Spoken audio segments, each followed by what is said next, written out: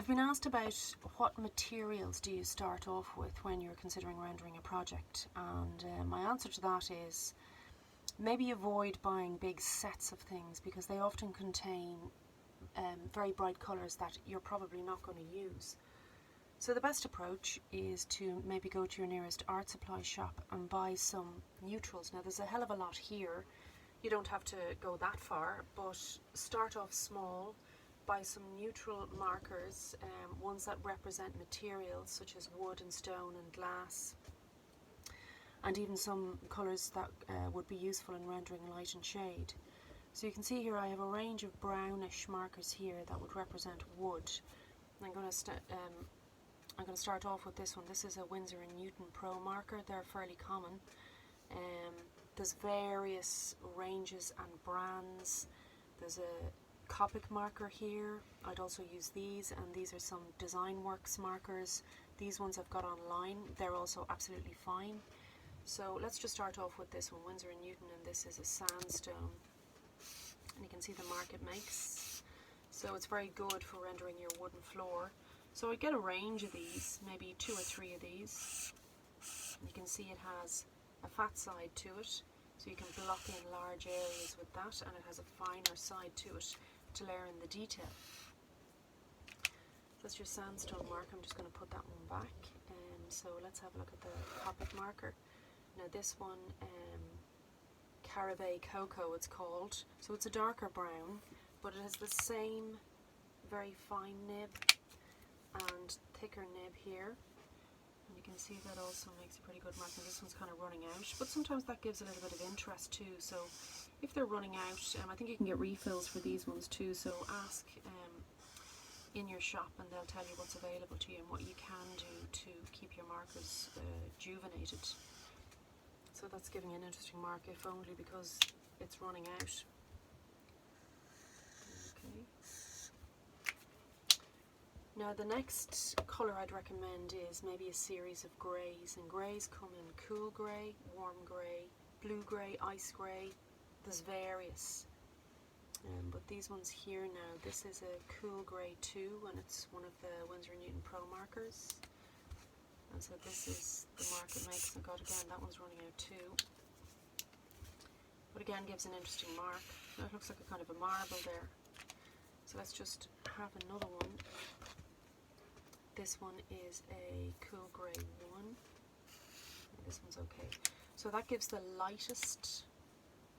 The cool grey 1 is the lightest of the cool greys. So we'll just leave that there and maybe let it dry, because it dries quite a bit lighter than the mark that originally comes down.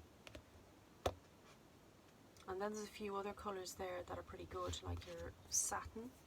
That's a great colour because it's almost like a sort of a dirty colour. And it's good, but it has a hint of pink in it too. So it's good for rendering various things, even including light and shade, and has a bit of warmth to it.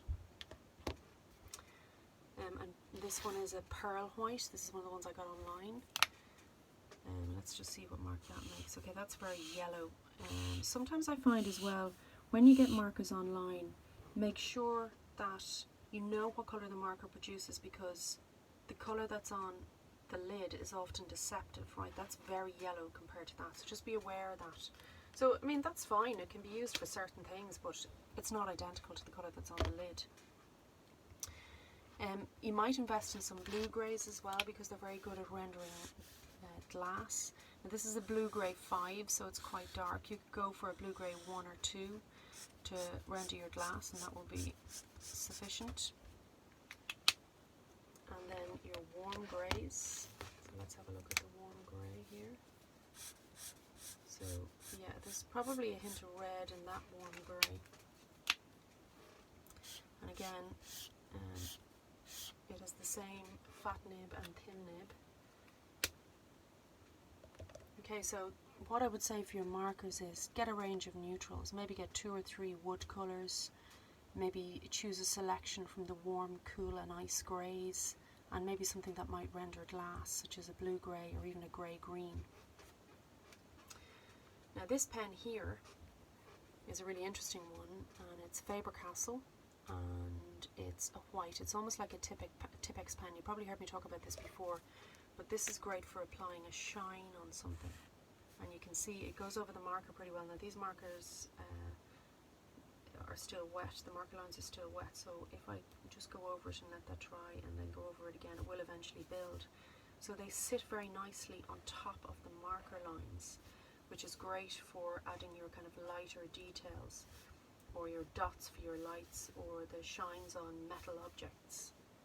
Okay, so I'd highly recommend them, and they come in various nib sizes, and this is a 1.5. I mean, you can get much smaller nib sizes as well if necessary. Now obviously you're going to have a selection of your fine liners. They're your pens that make a very like a black mark for your architectural drawing, if you were per se doing it by hand, if you're learning first.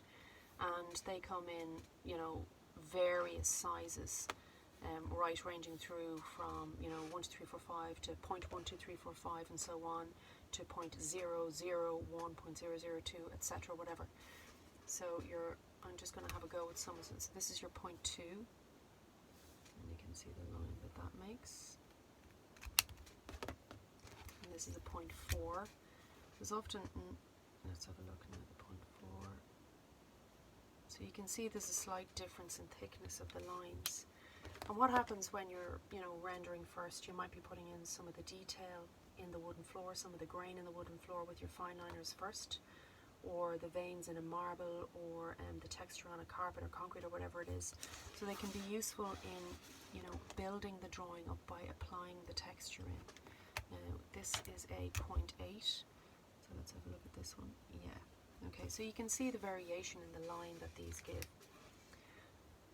And I suppose the approach would be that you would use the thicker ones to represent the external envelope of the building. And then as you're representing the larger items, the nibs get, the larger items in the interior, they'll be slightly smaller than the lines for the external envelope. And then, you know, slightly smaller items, slightly smaller nib, until eventually when you get to rendering the detail, the line will be very, very fine. Okay, so there are fine liners. So these are just a selection of pencils that I chose that might be useful to you. Now you have a large range of pencils to choose from, but the ones that I would recommend would be your Polychromos, and they're by Faber Castle, and also your Prismacolor pencils. They're an American brand, Prismacolor, and both of these are good pencils. They make a good mark. They have a high degree of pigment, so they leave a really solid mark. Now, I'll just show you. Okay, so that's the darker one. Nice aubergine colour there, and this is the white, which again sits over the marker quite nicely. Now when you're deciding, you know, oh, what'll I buy here? Now I'm not sure if the Prismacolor come in single pencils. I think you have to buy these in boxes, and they are relatively expensive compared to other pencils, but they are worth it. So you might invest in a box of those, you decide how many you want and, you know, what range you're going for. But your Polychromos you can buy singly.